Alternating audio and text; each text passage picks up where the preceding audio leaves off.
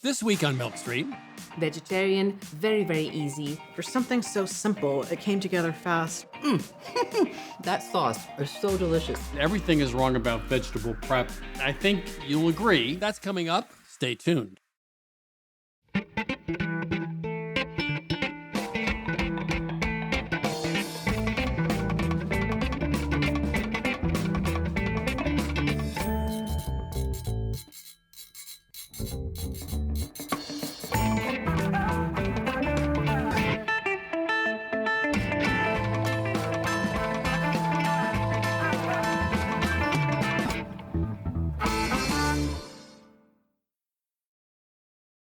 One of the first major vegetarian cookbooks was Moosewood back in the 1970s, but for most cultures around the world, vegetables have been at the center of the plate literally for centuries.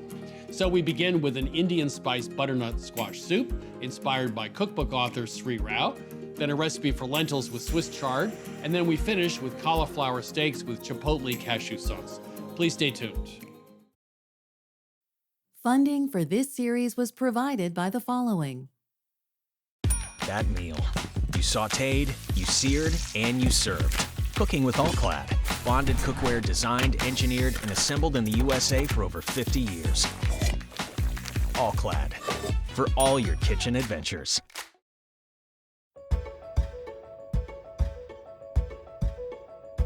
This recipe brings together two of my favorite worlds, India and the United States. This is our Indian-Spiced Butternut Squash Soup, and I'm so excited to share it with you today. We learned this recipe from cookbook author and screenwriter Sri Rao, and it brings together the best of Indian spices and flavors with classic American butternut squash. To begin, I'm going to start cooking my vegetables. I'm going to heat some oil.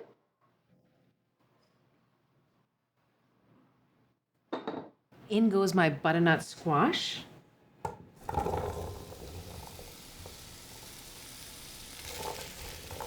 And then to this, I'm going to actually add some carrots. The carrots add sweetness and really bump up this lovely orange color of the soup.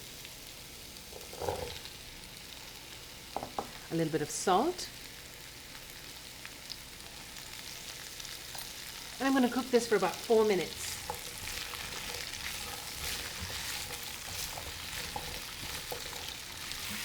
Okay, my butternut squash is beginning to get browned.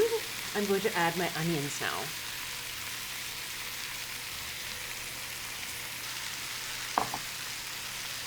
So I'm going to cook this for another 4 minutes or so until the onions have started to soften.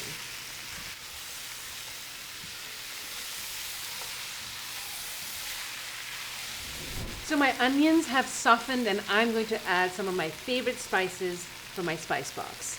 I have some grated ginger going in, some cumin and coriander,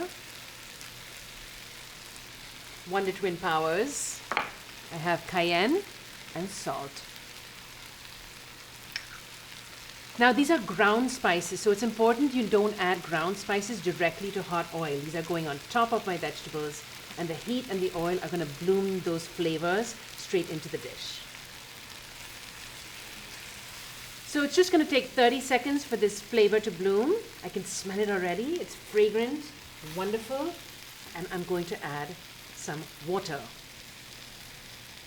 Now we're using water instead of stock for a couple of reasons. We're keeping it vegetarian, and the water keeps the flavors really clean instead of muddy.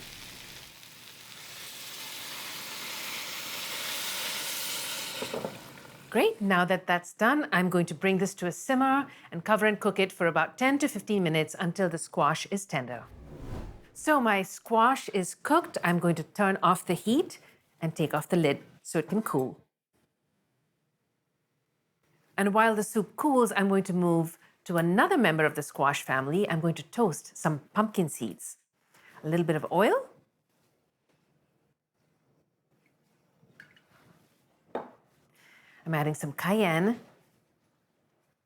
pinch of salt, and into this mixture go my pumpkin seeds.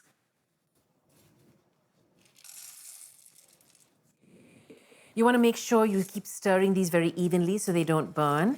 And I'm going to toast them for about 3 to 5 minutes. So my pumpkin seeds are toasted and browned all evenly. I'm going to transfer them to a bowl to cool, and I will use this later for garnish. I'm going to puree my soup using an immersion blender. You can also use a regular blender and do it in batches and return the pureed soup to the pot. Okay, my soup is blended and pureed to velvety smooth. I'm going to reheat this on low and add some yogurt. So I'm adding plain, unsweetened whole milk yogurt to this soup. It's going to make it really rich, add a little bit of tang. And the important thing here is not to overheat the soup. I want to keep it on really low so that the yogurt doesn't curdle and break.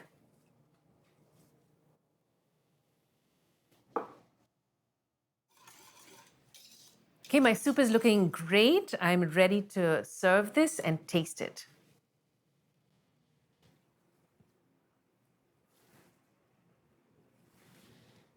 I'm going to garnish this with a little extra dollop of yogurt.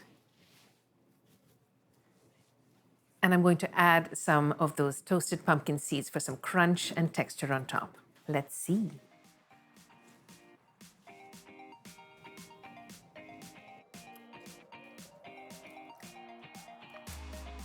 This is so good. So many flavors reminiscent of both my homes, India and America. I've got all of those rich, warm spices underneath and the thick, creamy texture of the butternut squash with that pop and crunch of the pumpkin seeds and the smoothness of the yogurt. This is our Indian-Spiced Butternut Squash Soup. Vegetarian, hearty, creamy, very, very easy, and reminds me of all my homes.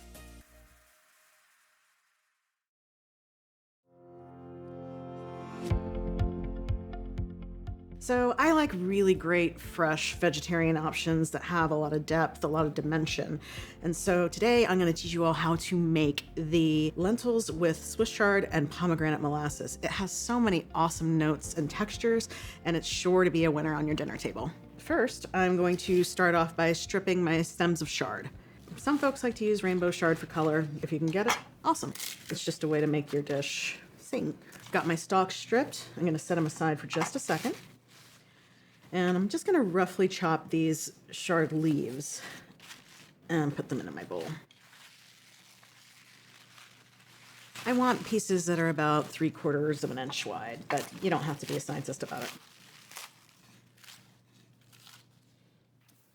All right, let's put these guys in here.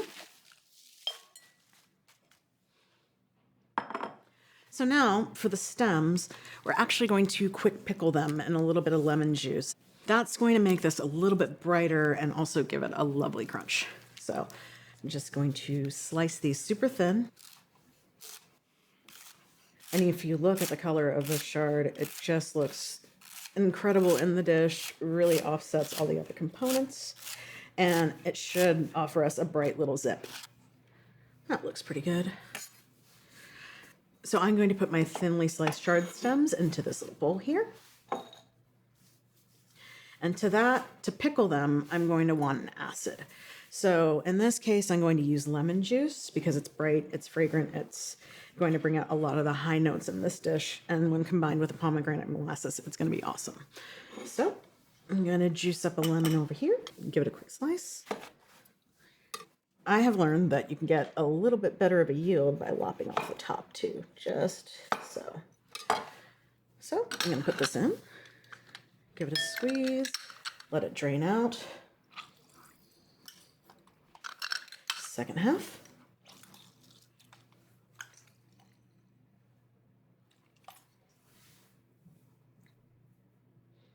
All right. Give that a quick stir. And I'm just going to set this aside while I work on my other ingredients. So for this recipe, I'm going to be using brown lentils. They are readily available, pretty easy to get at your grocery store. But if you want a lentil with a little bit more bite and a little bit firmer of a texture, you can use the green French puy lentils as well. So to get my lentils started, I've got about 5 cups of water going. I'm going to put my lentils in. About 2 cloves of garlic, minced up. And about a teaspoon of salt. So my lentils have come up to a boil. Now I'm going to drop my heat, but I'm not going to drop it all the way down to a low simmer. I want to maintain some of this bubbling and a rapid simmer to make sure that my lentils are cooked through. In the meantime, I'm going to work on another component of this dish. So I've got some olive oil here. I'm going to use about 2 tablespoons in my nonstick skillet. There we go. And I'm going to put this over medium-high heat. So my oil is shimmering now. I'm going to add my onions. And I'm going to let these cook down with just a little pinch of salt to start.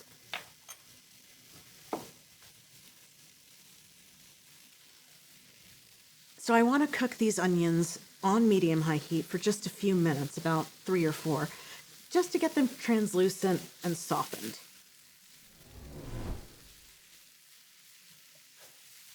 So now that my onions are softer and just a little bit translucent, I'm going to drop down the heat to medium and make sure that I cook it until it's nice and brown. That'll take about 5 minutes.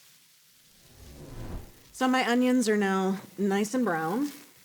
So to this, I'm going to add the rest of my garlic. This is about 2 cloves minced up. Stir that around, and my chard leaves.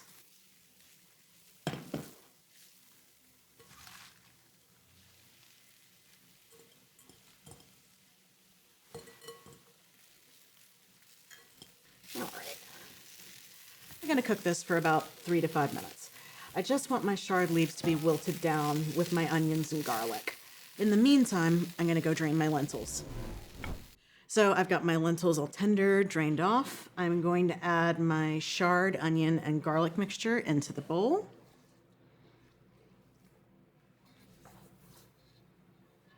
And then now it's time to bring back my quick pickled chard stems.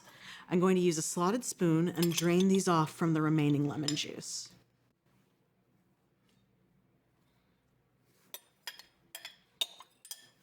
All right. And then I'm also going to add another 3 tablespoons of olive oil. Make sure you're using a good one here. You want to be able to taste it. About 1.5 tablespoons of my lemon juice from the lemon I squeezed earlier. I'm going to put in my pomegranate molasses. It is tart and tangy and honestly has become one of my favorite little meal additions. Okay. I'm going to give this a quick stir. You can use fresh herbs in this dish just to bring some brightness, some herbaceousness. Now, cilantro would go great here. I am not really a cilantro person, so I've got a bunch of fresh chopped parsley. So I'm just going to sprinkle this in. Before I stir it all up, I want to make sure that I've got about a 1/2 teaspoon of salt and a full teaspoon of pepper. Let's give it a stir. Look at that. Look at all the beautiful colors we have. For something so simple, it came together fast and really gives a lot of brightness to the lentils. When you're using an earthy ingredient, bringing in brightness with lemon and herbs is a really great way to accentuate it. It highlights all the good stuff. I think I'm ready to eat. All right, let's put this into our serving bowl. All right. Almost ready to serve, just need to add a little bit more olive oil. And give it a good drizzle. Comes together quickly, has a lot of dimension, and the lentils are so hearty and super healthy too. And there you have it. The lentils with Swiss chard and pomegranate molasses. You know, my family has a famous motto, which is always wrong, but never in doubt. And over 40 years in the world of food, I've come across a lot of things where I think everybody is wrong about how to do something. Now, this segment today is everything is wrong about vegetable prep. We're gonna do onions, bell peppers, and cauliflower. And I think you'll agree at the end, this is a better way. So let's start with an onion. So the first thing I would do is cut it in half. I'd remove the ends like that. And if the peel's still on, this is a good time to peel it. Now, the first thing you want to do is look and see where the root end is. The root end is darker. So this is not the root end. So the non-root end towards you. Then I'm going to take a knife like this and start it really like this, putting it in the onion and coming through it, changing the angle as I do that. So this way, the knife is not going to slip because you're starting it in the onion and pulling it through. It's very safe. And you can make big cuts or small cuts. Now, I'm not going to cut through this way. A lot of people do that. You don't need to do that. The onions already has layers. And I'm just going to go through. So it's just 2 cuts. A series of cuts one way and a series of cuts the other. And now you have a nicely diced onion. You can go through a couple more times if you like. And one last thing about this, you don't need perfect little dices like they teach you in French cooking school. That's only for restaurant chefs. Most of the time you're cooking them down. It just doesn't matter if you have a perfectly even little dice. So that's how to do an onion. Let's take a bell pepper. This is something people have to do a lot. And there is a great trick here. Again, I'm going to use this knife and I'm just going to do slabs. You do that because the core comes out. You just throw that away. If you have a little bit of extra, you just get rid of it. We'll go through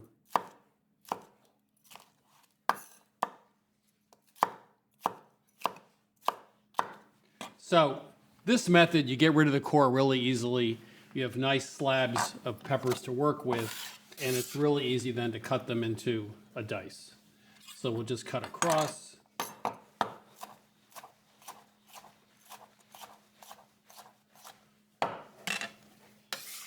And there you have a diced pepper. So instead of trying to work around the core of the pepper, you just cut slabs, the core goes away, and it's easy to prep the rest of it. My last tip is about cauliflower. When you cut it this way, it's flat on both sides, which means that when you go to roast it in the oven on a hot baking sheet, when you flip it over, you're gonna get browning on both sides instead of just on one side. So this method gets you more flavor and more browning. And by the way, it's easier to do. So we'll do slabs like this.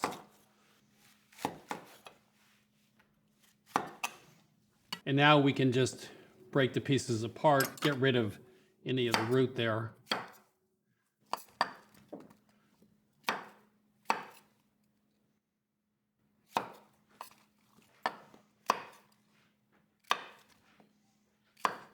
So this way, you're creating a flat side on both sides of the cauliflower, unlike the typical floret. Now, both sides, when you flip it, are going to have contact with the baking sheet and get nice and browned. So you end up with a cauliflower that has a nice browning on both sides instead of just on one side. So that's the way to do a cauliflower, a pepper, and an onion. It's easier, it's safer, and in this case, for the cauliflower, you get a lot more browning.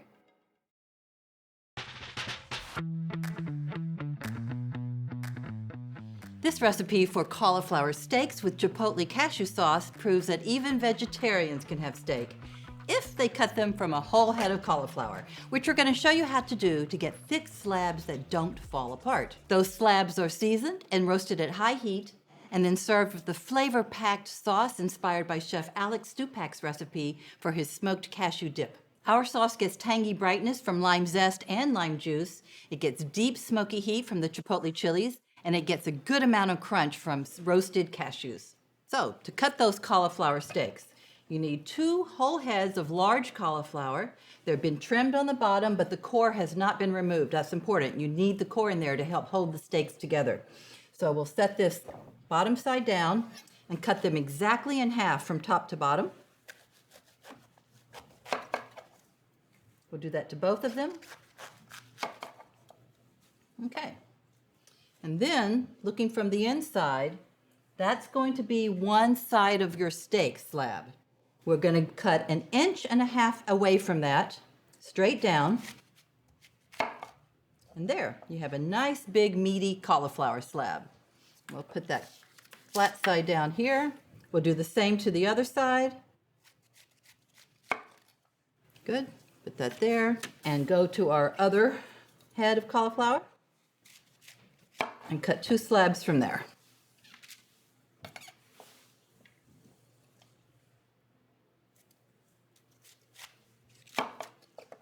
There we go.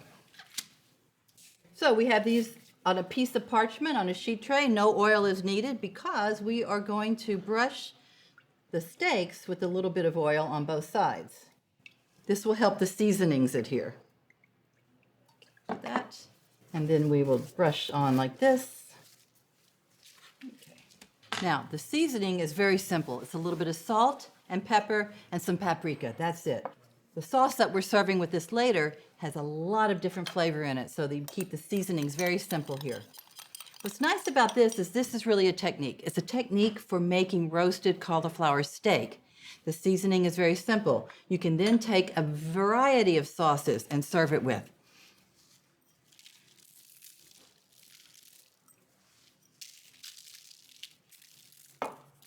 Okay, you want to make sure you get the top sides of these cauliflower steaks and the other side as well.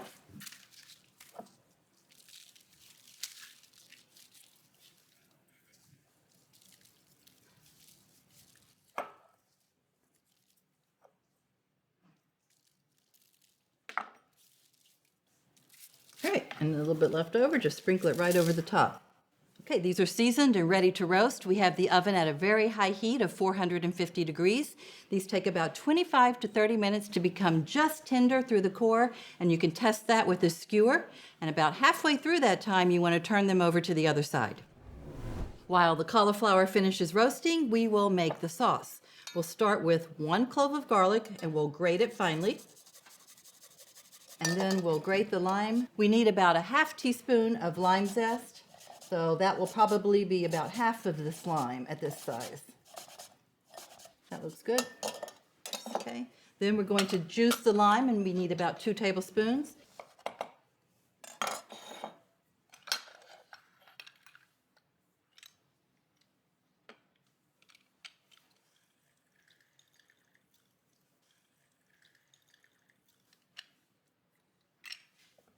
This one is pretty small, so I'm thinking we'll need the whole lime for 2 tablespoons. Okay, now we'll set this aside and let it sit for about 5 minutes. What happens is the acid from the lime juice helps to mellow the garlic a little bit. So it's been 30 minutes on the cauliflower. I'm going to take it out of the oven.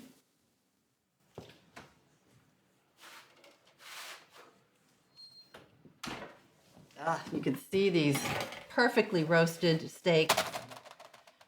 Just tender, right through the center. If you don't have a skewer, just use a knife. You can see it goes through very easily, but the whole steak still holds together. And we'll let those sit for about 5 minutes while we finish the sauce. To our lime juice, we will add the remaining ingredients. We have a little bit of salt. We'll taste that a little bit later. All the roasted cashews. Now you want to make sure the cashews are roasted, not raw, because raw cashews are very delicate in flavor, and this is a strongly flavored sauce, so you need roasted cashews. Then we will add the chipotles in adobo sauce.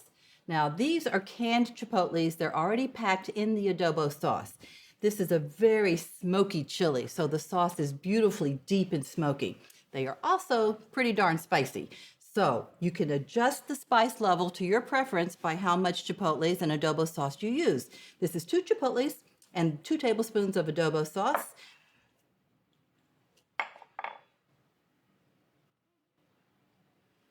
Then we have some chopped cilantro for a really nice punch of bright herbal notes.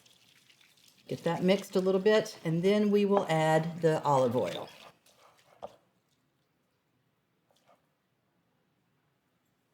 You can smell the sauce. You smell the lime, you smell the cilantro, and you definitely smell those chipotle chilies. So the sauce is ready. We're going to serve it on top of those beautiful meaty cauliflower steaks, and I cannot wait to taste it.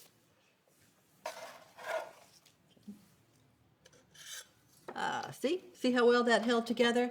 These make a really nice vegetarian main course. It could also be a side course, it could be a first course, it could be part of a larger meal, whichever way you choose. We're going to add some sauce on top of it.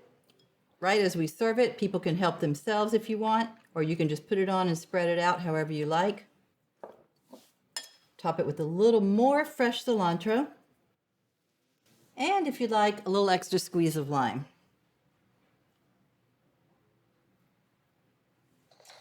And of course, because this is a steak, we will use a knife and fork.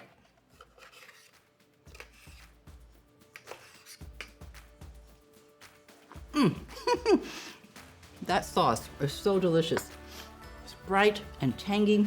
You taste the cilantro coming through, and the crunch from those roasted cashews is the perfect textural contrast. That is our recipe for cauliflower steaks with Chipotle-Cashew Sauce. Perfect for any night of the week. You can get this recipe and all the recipes from our season at milkstreettv.com. All episodes and recipes from this season of Milk Street Television are available for free at our website, milkstreettv.com. Please access our content, including our step-by-step recipe videos, from your smartphone, your tablet, or your computer. The new Milk Street Cookbook is now available and includes every recipe from our TV show. From fried shrimp tacos and Thai-style vegetable stir-fry to Mexican chicken soup and Swedish cardamom buns, the Milk Street Cookbook offers bolder, fresher, simpler recipes.